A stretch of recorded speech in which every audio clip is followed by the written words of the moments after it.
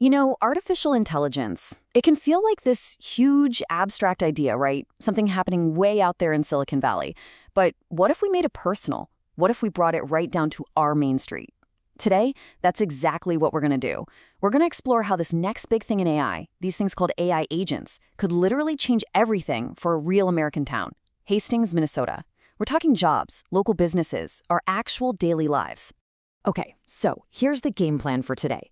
We're going to start with what an AI agent even is. Then we'll get a real snapshot of Hastings as it stands today. After that, we connect the dots. How is this tech going to change our town? We'll dive into the human side of all this, and then we'll wrap it up with a practical plan for our future. Sound good? Let's get into it. All right, first things first. Let's get on the same page here.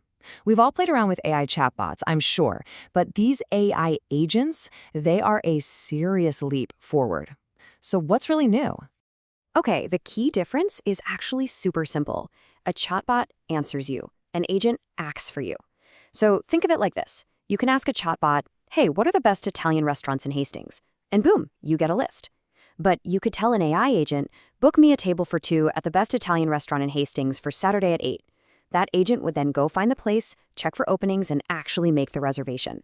See the difference? That's the huge leap we're talking about. And listen, this isn't some sci-fi thing set way off in the future. I mean, sure, the idea of AI has been around since the 50s, but this next wave is happening as we speak. Just look at this timeline. The tech is moving so fast that regulators and standards groups are literally scrambling to put up guardrails for systems that can act on their own out in the real world. Now that we have a handle on what these AI agents are, let's bring this whole conversation right back home to Hastings. Because to really get how this tech might affect all of us, we need a super clear picture of who we are right now, today. And our story, it starts with us. We're a solid, stable town of just over 22,500 people, and every single one of us has a stake in the future that we're about to talk about. Now this number, this says a lot about who we are. With more than 3/4 of homes being owner-occupied, it shows that people are really invested here in Hastings. You know, we're not just passing through. We are a community of neighbors, people with real roots. And these numbers here, they give us the economic backdrop for everything else we're going to talk about. This is the financial reality for the average family trying to make a living, own a home, and just build a good life right here in our town. So, who actually powers Hastings? This slide really gets to the heart of it. We are not a town that depends on one single giant corporation. Not at all. We're powered by this great mix of public service, healthcare, and this is so important, hundreds of small businesses. That diversity, that's a major strength, and it's going to be a huge factor in how this whole AI story unfolds here. Okay, so this is it. This is where the two stories collide, this powerful new technology and our real-world town. So how are these AI agents going to affect all the different people who call Hastings home? Well, for working-class families, AI is kind of a double-edged sword.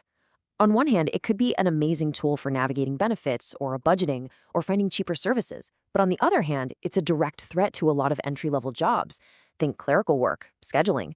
It could also create a new kind of digital divide for folks who can't afford or just don't know how to use these new systems.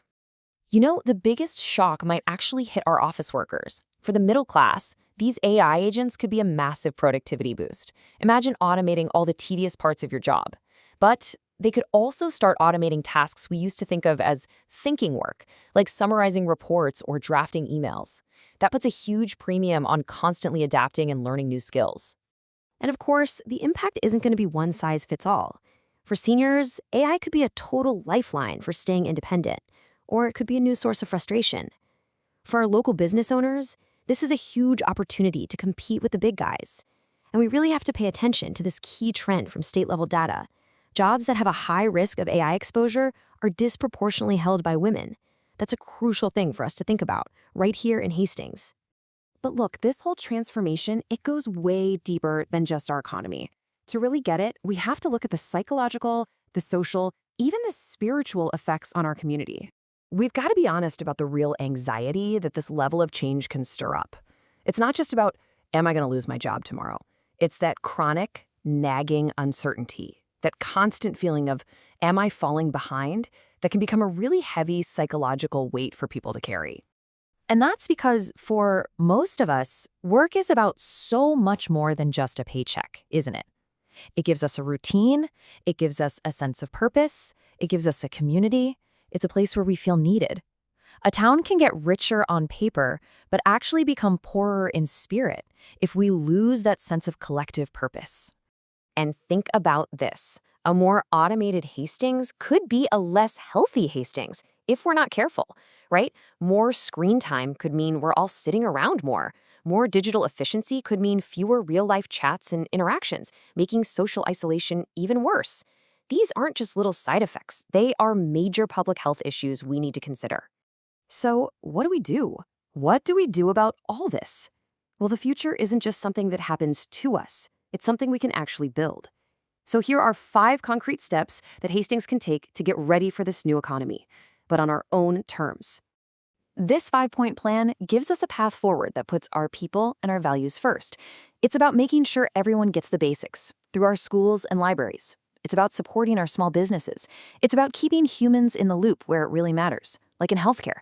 It's about helping workers through this transition and reinforcing that local trust that makes our community special. And at the end of the day, that's really the question we all need to answer together. We can choose how we use this powerful tech. We can build a future that is human-led and just agent-assisted. A future that remembers that the whole point of an economy isn't just maximum automation. It's helping all of us live well together, right here in Hastings.